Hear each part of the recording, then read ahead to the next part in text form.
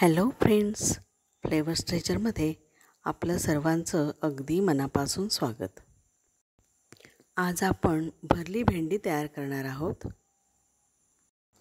हे प्रमाण साधारण 4 माणसांसाठी आहे. साधारण पाव किलो भेंडी धुवून आणि पुसून घेतलेली आहे आणि त्याचे देठ काढून त्याचे छोटे छोटे तुकडे केलेले आहेत. साधारण 1.5 ते 2 इंचाचे असे तुकडे केलेले आहेत.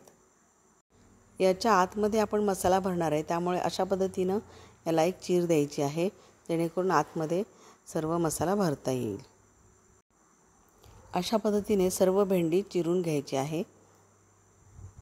काही जण अखंड भेंडी पण ठेवतात, पण अखंड भेंडीपेक्षा अशी छोटी भेंडी असेल तर ती खायलासुद्धा व्यवस्थित वाटते.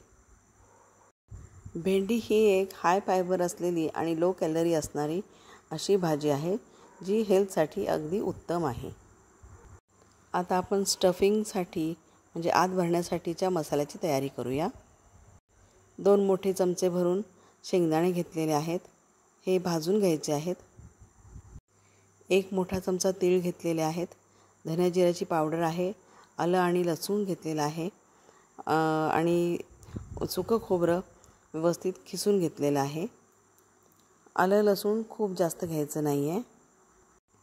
आता हे शेंगदाणे व्यवस्थित भाजून खरपूस भाजून घ्यायचे आहेत आणि मिक्सरला लावून त्याचे पावडर तयार करायचे आहे, म्हणजे थोडक्यात दाण्याचं कूट तयार करायचं आहे. पण ते करण्याआधी त्याच्यामध्ये आपल्याला लसूण थोडासा घालून परतून घ्यायचं आहे. त्याशिवाय त्याच्यामध्ये आपण आलं पण घालणार आहोत. हे सर्व भाजून घ्यायचं आहे, ड्राय रोस्ट करायचं आहे आणि त्याच्यामध्ये नंतर जे सुकं खोबरं होतं खिसून घेतलेलं ते सुद्धा घालायचं आहे आणि पुन्हा परतून घ्यायचं आहे. तीळ घालायचे आहेत. अशा प्रकारे सर्व हे इन्ग्रेडियंट्स एकत्र भाजून घेऊन मग ते आपण मिक्सरमध्ये बारीक करण्यासाठी लावणार आहोत आणि त्याच्यामध्ये मिक्सरमध्ये घातल्यानंतर मग आपण धने जिऱ्याची पूड जी घेतलेली होती 1 चमचाभर ती घालणार आहोत. ही धने जिऱ्याची पावडर याच्यामध्ये रोस्ट करायची नाही आहे, कारण ती ऑलरेडी भाजलेली आहे आणि याच्यामध्ये घातली तर परत ती तळाशी लागून करपू शकते. त्यामुळे ती डायरेक्ट आपण वाटण करताना म्हणजे याची जी आपण पीठ तयार करणार आहोत त्याच्यामध्येच ते घालणार आहोत. आता मिक्सरमध्ये लावल्यानंतर हे स्टफिंगसाठीचं जे मसाला आहे तो तयार झालेला आहे. याच्यामध्ये आपण आता 1 चमचा हळद घालणार आहोत. त्यातच 1 चमचा मसाला घालायचा आहे. कांदा लसूण मसाला असेल तर तो घाला किंवा तुमच्याकडे गरम मसाला आणि मिरची पावडर असं असेल तर ते घाला. आणि त्यातच आपण 1 छोटा चमचा किंवा अगदी अर्धा चमचा आमचूर पावडर त्यात घालणार आहोत. मीठ घालायचं आहे आपल्या चवीनुसार आणि हे सर्व मिश्रण व्यवस्थित मिक्स करून घ्यायचं आहे. भेंडीमध्ये जी आपण खाच केलेली होती त्या खाचेमध्ये हलक्या हाताने हे सर्व मिश्रण थोडं थोडं करून सर्व तुकड्यांमध्ये भरून घ्यायचं आहे. भेंडीमध्ये व्हिटॅमिन सी, व्हिटॅमिन ए भरपूर प्रमाणात असतं. व्हिटॅमिन के सुद्धा भरपूर प्रमाणात असतं. भेंडी बॅड कोलेस्ट्रॉल कमी करते, शुगर कंट्रोलमध्ये करते. हार्टच्या हेल्थसाठी भेंडी उत्तम आहे. अतिप्रमाणात खाल्ल्यास मात्र किडनी स्टोन होऊ शकतात. ज्या लोकांना ब्लड थिनर चालू आहेत अशा लोकांनी भेंडीची भाजी कमी प्रमाणात खावी. आता पॅनमध्ये तेल मोठे 2 चमचे गरम करून घेतलेलं आहे आणि यात गरम तेलामध्ये आता आपण फोडणीसाठी मोहरी घालणार आहोत.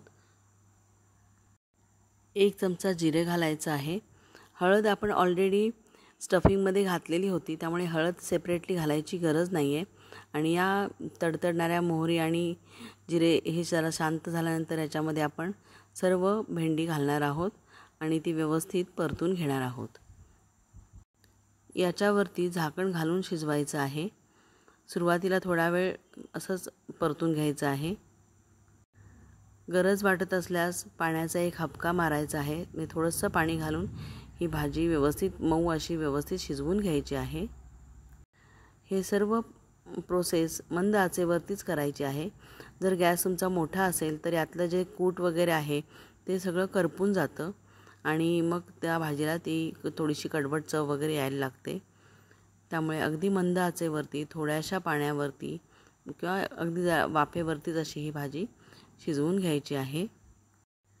जेव्हा भेंडीचा रंग थोडासा बदलतो तेव्हा पुन्हा ही व्यवस्थित परतून दुसऱ्या बाजूने भेंडी व्यवस्थित शिजवून घ्यायची आहे. अशा प्रकारे ही शिजलेली भेंडी दिसते. भेंडीमुळे पचनक्रिया सुधारते, कॉन्स्टिपेशन होत नाही. हाय फायबर असल्यामुळे आणि लो कॅलरी असल्यामुळे वेट लॉस ज्यांना करायचं आहे त्यांनासुद्धा ही भाजी उत्तम आहे. भेंडीचं बुळबुळीत पाणी केसांच्या मुळाशी लावल्यास केसांची वाढ चांगली होते. याच्यामध्ये असलेल्या पेक्टिन या द्रव्यामुळे बॅड कोलेस्टेरॉल कमी होतं, ट्रायग्लिसराईडसुद्धा कमी होतात. आता भाजी शिजून तयार आहे. त्याच्यावरती सजावटीसाठी बारीक चिरलेली कोथिंबीर घालायची आहे आणि पुन्हा एकदा भाजी व्यवस्थित हलवून घ्यायची आहे. थोडीशी टेस्ट करून बघायचं आहे.